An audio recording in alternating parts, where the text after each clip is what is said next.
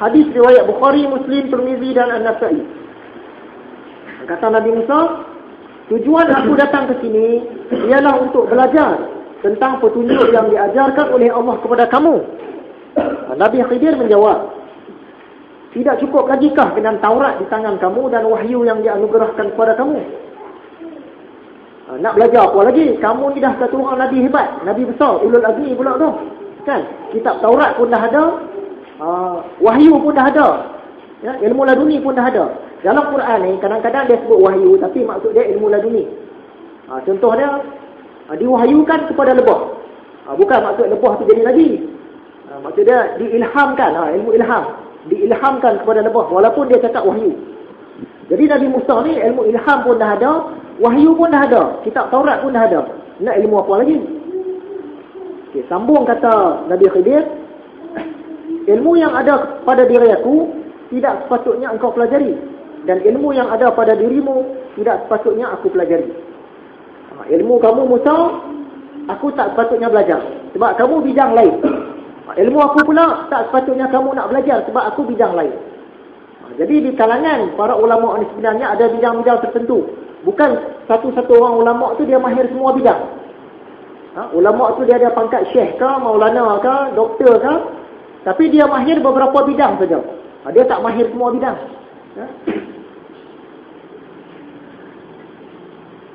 Okey, tadi tu hadis riwayat Bukhari. Yang ni baru Bukhari, Muslim, Tirmizi, Nasa'i. Okay, wahai Musa, aku diberikan ilmu oleh Allah dengan ilmu yang tidak diberikan kepada kamu, dan engkau pula diberikan ilmu yang tidak diberikan kepada aku. Nabi Musa kata dia nak belajar juga. Okeylah, nak belajar boleh, tapi ikut syarat. Okay, sambung surah Al-Kahfi 71-73. Lalu berjalanlah kedua-duanya. Yang Yusha' tadi dia dah balik dah. Yusha' dah balik dah. Yang berjalan sekarang ni Nabi Musa dengan Nabi Khidir. Berjalanlah kedua-duanya sehingga apabila mereka naik sebuah kapal, iaitu Nabi Khidir membocorkan kapal itu. Okay, mula-mula mereka ni berjalan ke tepi laut. Dalam hadis riwayat Bukhari dan Muslim, Khidir dengan Musa berjalan di tepi laut, tiba-tiba lalu sebuah perahu. Nabi Khidir pun sembang dengan orang tu, boleh tak kami nak tumpang? Orang tu kata boleh, naik percuma.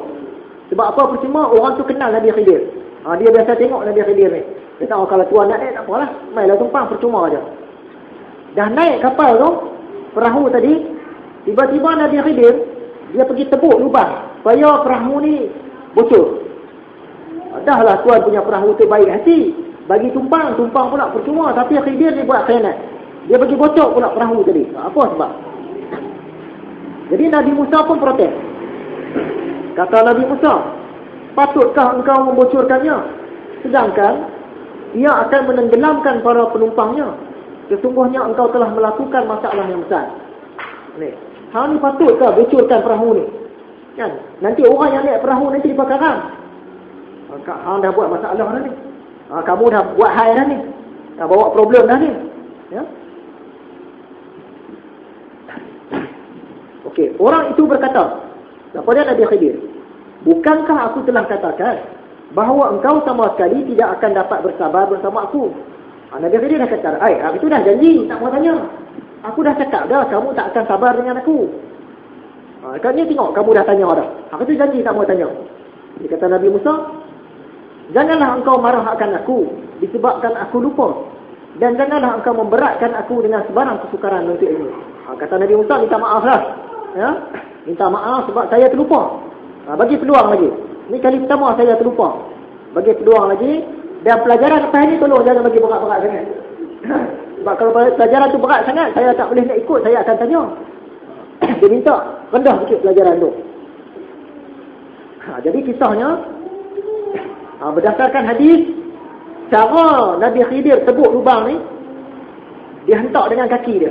Dia tenyih ke, dia twist ke, macam mana ke, berlubang. Tengah riwayat kata berlubang terus, tapi tak air tak masuk. Sebab karomah Nabi Khidir tadi. Mukjizat Nabi Khidir tadi. Tengah riwayat kata dia tak berlubang lagi. Dia cuma pecah tapi tak berlubang. Tak berlubang lagi, pecah saja. Jadi Nabi Musa pun, bila Nabi Khidir kata suruh ingat syarat tadi, dia pun tak tanya lah. Okey, tak mau tanya lah. Kita terus pelajaran kita. Rupanya semasa naik perahu ini, datang satu ekor burung kecil, dia duduk atas perahu. Kemudian burung kecil ini tadi, dia minum air beberapa titik. Ya? Berdasarkan hadis riwayat Bukhari, burung ni minum beberapa titik air. Nabi Musa dan Nabi Khidir nampak. Nabi Khidir ajar Nabi Musa. Dia kata, nampak tak burung kecil ni, dia minum air beberapa titik. Ya? Macam mana ilmu aku, macam mana ilmu kamu sepadan dengan titik air tadi ke? Berbanding ilmu Allah, laut. Ilmu yang ada pada aku, yang ada pada kamu, tak akan mengurangkan ilmu Allah. Ilmu Allah tu satu laut punya banyak. Sedangkan Nabi Musa yang paling pandai di dunia ketika itu, dan Nabi Khidir yang lebih pandai daripada dia, campur dua-dua ilmu ni, tak boleh lawan ilmu Allah lagi. Ya? Surah Al-Kahfi ayat 74 hingga 76. Kemudian kedua-duanya berjalan lagi sehingga apabila mereka bertemu dengan seorang pemuda, lalu Khidir membunuhnya. Jumpa satu orang budak muda. Datang Nabi Khidir, dia pegang kepala, dia pulas bagi mati. Itu macam mana tu?